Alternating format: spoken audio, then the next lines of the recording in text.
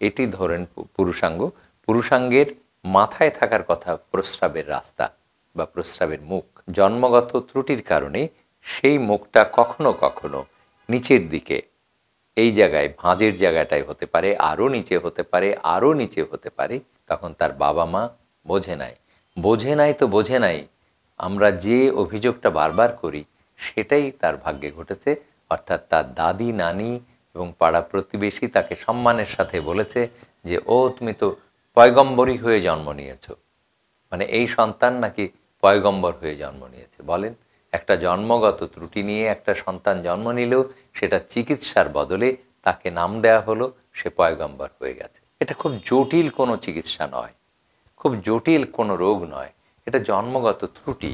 এটাকে কারেকশন বা সংশোধন করে দেয়া খুব সহজ যদি আপনি ছোটবেলায় আসেন।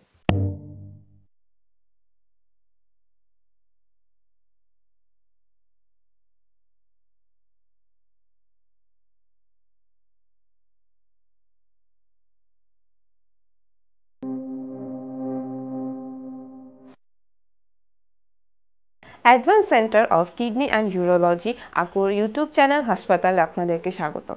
স্বাস্থ্য সচেতনতার জন্য আমরা নিয়মিত প্রচার করছি কিডনি ও ইউরোলজি বিষয়ক বিভিন্ন সমস্যা ও তার সমাধানের কথা। আজ আপনারা দেখবেন অধ্যাপক ডাক্তার সৌরভ হোসেন সৌরভ, বিভাগীয় প্রধান ইউরোলজি বিভাগ, Dhaka central international medical college এবং chairman advance centre of kidney and urology স্যারের পরামর্শ। আমরা এত বারবার করে বলার পরেও দেখেন অত্যন্ত দুঃখের সাথে আমাদেরকে চেম্বারে রোগী দেখতে হয়। কোন রোগীটি? যেটা আমরা বলেছিলাম যে জন্মগত ত্রুটি নিয়ে, পুরুষাঙ্গের জন্মগত ত্রুটি নিয়ে কিছু শিশু জন্ম নেয়, কিছু পুরুষ শিশু জন্ম নেয়। সেটা একজন অভিজ্ঞ ডাক্তার জন্মের পরপর দেখতে পারে, না দেখতে ডাক্তার না থাকলে দাদি নানিরাও দেখতে পারে, বাপ মা তো পরে দেখতে পারে। দেখার পরে সেটা সংশোধনের জন্য একজন ডাক্তারের কাছে যাওয়া উচিত। কিন্তু দুঃখের ব্যাপার হচ্ছে গতকালই আমার চেম্বারে এসেছে এই ত্রুটি নিয়ে, বয়স যার 25 বছর না 26 বছর, 25-26 বছরের যুবক। এখন যখন তার বিবাহের কথা উঠছে তখন সে লজ্জার সাথে তার বাবা মাকে বলছে যে আমার পুরুষাঙ্গের এই ত্রুটিটি আছে। বাধ্য হয়ে তার অনুজকে, মানে তার ছোট ভাই মেজ ভাইকে, মানে তারা 3 ভাই, তার নিচের যে ভাইটা তাকে তার বিয়ের অনুমতি দিতে হয়েছে এবং সে এখন এসছে স্বেচ্ছায় নিজের থেকে আমার কাছে চিকিৎসায়। কোন ত্রুটিটি সেটা বলছি যে পুরুষাঙ্গের, এটি ধরেন পুরুষাঙ্গ, পুরুষাঙ্গের মাথায় থাকার কথা প্রস্রাবের রাস্তা বা প্রস্রাবের মুখ। ডাক্তারি ভাষায় আমরা বলি ইউরেথ্রাল মিয়েটাস। অথচ জন্মগত ত্রুটির কারণে সেই মুখটা কখনো কখনো নিচের দিকে, এই জায়গায় ভাঁজের জায়গাটায় হতে পারে, আরও নিচে হতে পারে, আরও নিচে হতে পারে, যেটাকে ডাক্তারি ভাষায় ডাক্তারেরা বলেন হাইপোস্পাডিয়াস। অর্থাৎ পুরুষাঙ্গের তলদেশে বা নিচের দিকে প্রস্রাবের মুখ তৈরি হয়ে যাওয়া। এটা খুব জটিল কোনো চিকিৎসা নয়, খুব জটিল কোনো রোগ নয়, এটা জন্মগত ত্রুটি। এটাকে কারেকশন বা সংশোধন করে দেয়া খুব সহজ যদি আপনি ছোটবেলায় আসেন। ছোটবেলায় মানে এই শিশুটি যখন স্কুলে যাওয়া শুরু করবে তারও আগে, অর্থাৎ 4 বছর বয়সের আগে অবশ্যই আপনাকে সন্তানকে নিয়ে, পুরুষ শিশুটিকে সাথে নিয়ে একজন ইউরোলজিস্টের কাছে যেতে হবে অথবা পেডিয়াট্রিক সার্জনের কাছে যেতে হবে। এইটা, এই অপারেশনগুলি করেন ইউরোলজিস্ট এবং পেডিয়াট্রিক সার্জন। তো আপনি এখন ইউরোলজিস্ট বাংলাদেশের প্রায় প্রতিটি জেলাতেই পাওয়া যাবে এবং আমাদের প্রত্যেকটা ছেলেই, মানে যারা ইউরোলজিস্ট হয়েছে সবাই এই কাজগুলি খুব যত্নের সাথে, রিকনস্ট্রাকশন অফ ইউরেথ্রা বা ইউরেথ্রাকে নতুন করে, প্রস্রাবের রাস্তাকে নতুন করে তৈরি করে দেয়া, খুবই অভিজ্ঞ এবং দক্ষ।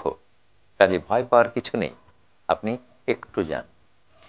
এই ক্ষেত্রে কি কি হয় হাইপোস্পেডিয়াস হলে?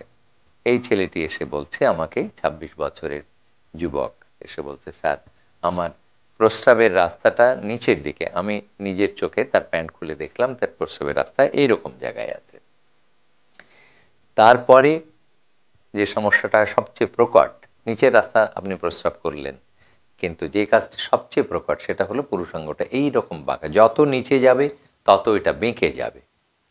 তো পুরুষাঙ্গ যদি বাঁকা হয়, বিশেষ করে উত্থানের সময় মানে শক্ত হয়ে যাওয়ার সময় যদি এটা বাঁকা হয়, তা দিয়ে তার স্ত্রী মিলন সম্ভব হবে না। কাজেই এই লজ্জাটা এখন সে বুঝতে পারছে। অথচ সে যখন ছোট ছিল তখন তার বাবা মা বোঝে নাই তো বোঝে নাই। আমরা যে অভিযোগটা বারবার করি সেটাই তার ভাগ্যে ঘটেছে, অর্থাৎ তার দাদি নানি এবং পাড়া প্রতিবেশী তাকে সম্মানের সাথে বলেছে যে ও তুমি তো পয়গম্বরী হয়ে জন্ম নিয়েছো, মানে এই সন্তান নাকি পয়গম্বর হয়ে জন্ম নিয়েছে। বলেন, একটা জন্মগত ত্রুটি নিয়ে একটা সন্তান জন্ম নিলেও সেটা চিকিৎসার বদলে তাকে নাম দেয়া হলো সে পয়গম্বর হয়ে গেছে। তার মানে কি আমাদের সব পয়গম্বর এইভাবে জন্ম নিত যে তার জন্মগত ত্রুটি নিয়ে? নাউজুবিল্লাহ। এইরকম বিশ্বাস করাটা কেমনে হলো? অথচ প্রত্যেকটা গ্রামেই মসজিদ আছে, সেখানে ইমাম সাহেবরাও আছে, তারাও যদি এই কথাটা বলে সমাজকে যে পয়গম্বরই নয়, এটা জন্মগত ত্রুটি, তাহলেই মুসল্লিরা কিন্তু খুব সহজে বিশ্বাস করবে যে জন্মগত ত্রুটিটাকে কেন পয়গম্বরী নাম দেওয়া হয়েছে। এটা লজ্জাজনক, এই নামটাই লজ্জাজনক।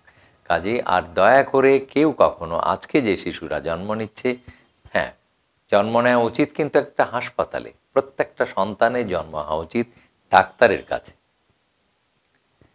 সেই সৌভাগ্য যদি কারো না হয়, যদি কেউ গ্রামে নিজ বাড়িতে জন্ম নেয়, একটু নেড়ে চেড়ে দেখেন আপনার নিজের পুরুষাঙ্গটি যেরকম শিশুটির পুরুষাঙ্গটি সেরকম কিনা, তাহলেই বুঝতে পারবেন। তো সব শেষ কথা যে যদি কেউ জন্মগত ত্রুটি নিয়ে সে ঠোঁট কাটা নিয়েই জন্ম নেক আর পুরুষাঙ্গের নিচের ছিদ্র নিয়েই জন্ম নেক, তার সুচিকিৎসা করা দরকার, এই কথাটা মনে নিতে হবে। কারণ প্রত্যেকটা সন্তান, আপনি মারা যাবেন, আমি মারা যাব, আজকে যারা আমরা সমাজে দাপিয়ে বেড়াচ্ছি সবাই মারা যাবে, কিন্তু আজকের শিশুটি পরবর্তী জীবনে বেঁচে থাকবে এবং তারাই এই দেশকে এই সমাজকে এগিয়ে নিয়ে যাবে। কাজে প্রত্যেকটা শিশুকে সুস্থ স্বাভাবিক জীবন প্রত্যেকটা অভিভাবককে দান করতে হবে এবং পাশে থাকবে ডাক্তার। আপনি যদি ডাক্তারের কাছে না নিয়ে আসেন, ডাক্তার তো আপনার বাড়ি বাড়ি গিয়ে চেক করে আপনার সন্তানকে সুস্থ করতে পারবে না। তো আগামী দিনের নাগরিক, ভবিষ্যৎ বাংলাদেশ যারা, তাদের সুস্থ স্বাভাবিক জীবন কামনা করছি এবং প্রত্যেকটা বাবা মাকে বলছি আর একটু সচেতন হোক, আর একটু সচেতন হন। মূর্খতা ভালো নয়, অজ্ঞানতার অন্ধকার ভালো নয়, আলোতে নেমে আসুন। নিয়মিত স্বাস্থ্য বিষয়ক পরামর্শ পেতে আমাদের চ্যানেলটি সাবস্ক্রাইব করুন এবং বেশি বেশি লাইক ও শেয়ারের মাধ্যমে সবাইকে আমাদের সাথে সংযুক্ত হওয়ার সুযোগ করে দিন।